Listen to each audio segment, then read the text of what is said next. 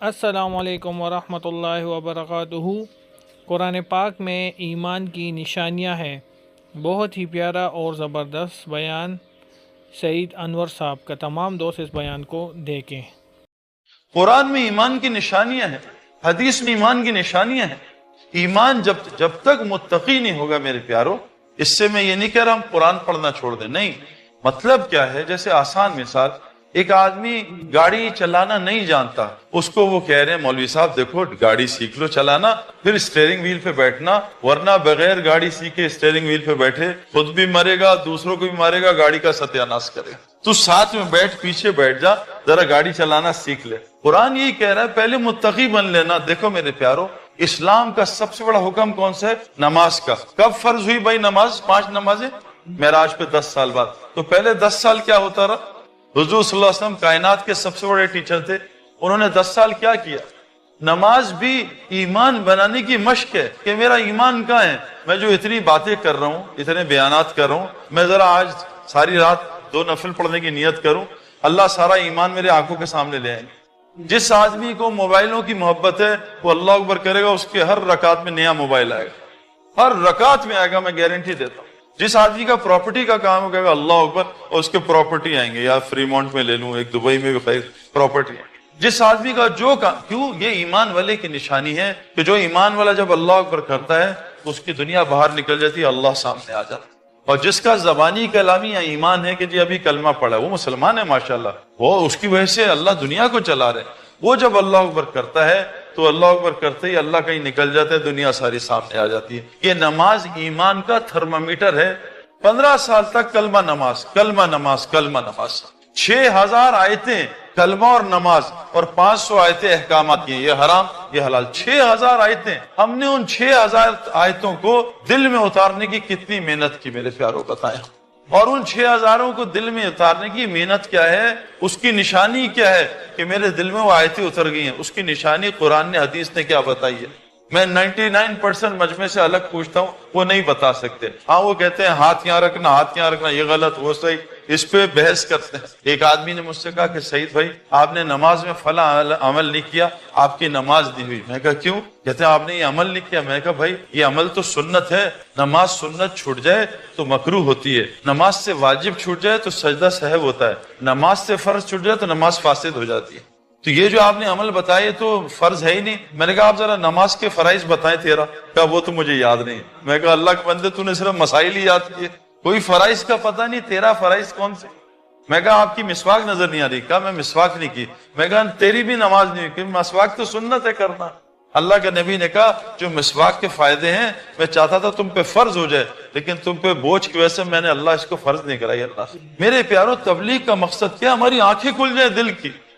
یہ آنکھوں سے حقیقت نظر نہیں آتی، یہ آنکھیں تو کمزور ہیں، یہ تو زمین آسمان کو ملتا دکھاتی ہیں، یہ تو دور سے ہائی وے کو گیلا دکھاتی ہیں، یہ تو عربوں کو صحرا کو سمندر دکھاتی ہیں دور سے، یہ تو روح نہیں دیکھ سکتی، یہ آنکھیں اللہ کو نہیں دیکھ سکتی۔ یہ دل کی آنکھیں جو نورانی کرنا موت سے پہلے ضروری ہے۔ جب دل نورانی، حدیث میں آتا ہے نہ مومن دھوکہ کھاتا ہے نہ مومن دھوکہ دیتا ہے۔ کتنا دھوکہ اس وقت مسلمانوں کو ہو رہا ہے۔ یہ مومن ہے؟ اللہ کے نبی کی بات غلط ہو سکتی ہے بھائی؟ ہر مسلمان دوسرے مسلمان کو ٹوپی پہنا رہا ہے، کیوں؟ اس کی بھی وجہ ہے۔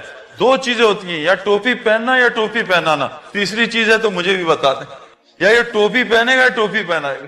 جب سے مسلمانوں نے ٹوپی پہنا چھوڑی، ٹوپی پہنانا شروع کر دیا۔ ڈرتے ہیں لوگ مسلمانوں سے کاروبار کرتے۔ میرے جتنے دوست ہیں پاکستان میں جو بڑا کام کرتے ہیں، سارا کاروبار غیر مسلم سے کرتے ہیں۔ کیوں میرے پیاروں؟ مومن نہ کبھی دھوکہ کھاتا ہے نہ کبھی دھوکہ دیتا ہے، یہ مومن کی علامت ہے، یہ اللہ کے نبی نے فرمائی ہے۔ تبلیغ کی محنت ہے انسان کے دل کی آنکھیں کھل جائیں، اس کو باطل اور حق میں تمیز نظر آنے لگے۔ آج ہم تقریر سن کے گمراہ ہو رہے ہیں، کیا تقریر کرتا ہے، کیا تقریر کرتا ہے۔ حضور صلی اللہ علیہ وسلم تو 10 منٹ سے زیادہ بات نہیں کرتے تھے۔ موسیٰ علیہ السلام تو زبان ان کی ٹھیک نہیں تھی، لیکن ہارون علیہ السلام کو لیا کہ اللہ یہ بات کرے گا فرعون سے، میں بول نہیں سکتا صحیح۔ اور اولو العزم نبی ہے موسیٰ علیہ السلام، سارا قرآن موسیٰ علیہ السلام سے بھرا ہوا ہے، 28 پاروں میں موسیٰ علیہ السلام کا تذکرہ ہے۔ اتنا بڑا نبی اولو العزم، اور بولنا صحیح، بولنا اصل نہیں ہے میرے پیارو، بولنا کوئی علامت نہیں ہے ایمان کی۔ ہاں یہ ضرور کا ہے، اس سے بہتر بول کون سے ہو سکتے ہیں جو لوگوں کو اللہ کی طرف بلا؟ بولوں کا کیا ہے؟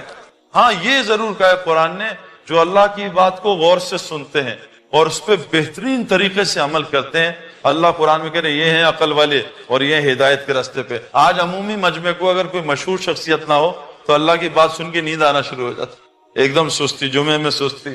کبھی آپ نے کسی کیشیئر کو سوتے ہوئے دیکھا؟ نوٹ گنتے ہوئے نیند آ گئی، تسبیح پڑھتے بہت نیند آتی ہے، قرآن پڑھتے نیند آتی ہے، کبھی میچ دیکھتے 8 گھنٹے کا کبھی نیند آئی ہو، ایک بال میں جمائی آ گئی ہو، اور نماز میں 15 جمائی آتی۔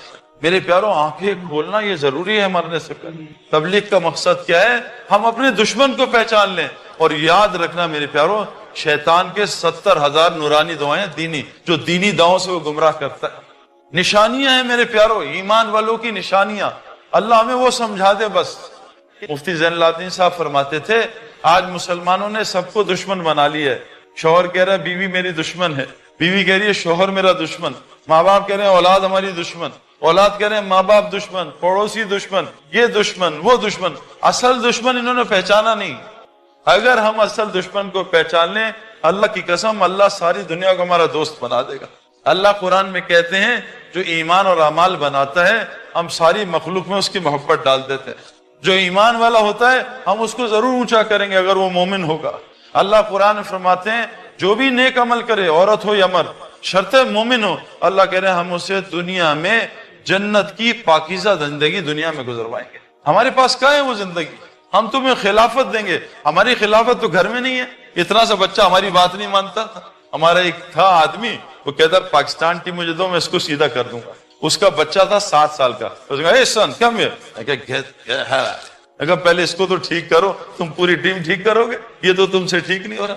اصل میں باتیں کرنے کا بہت شوق ہے، ہم یہ کر دیں وہ کر۔ ایک شوہر جو ہے وہ پینڈو ٹائپ تھا میری طرح کا، اس نے بیوی سے کہا یہ گاؤں میں نا ایک شیر آیا سب کو تنگ کر رہا ہے، آج اس کی گردن کاٹ کے تیرے قدموں میں ڈال۔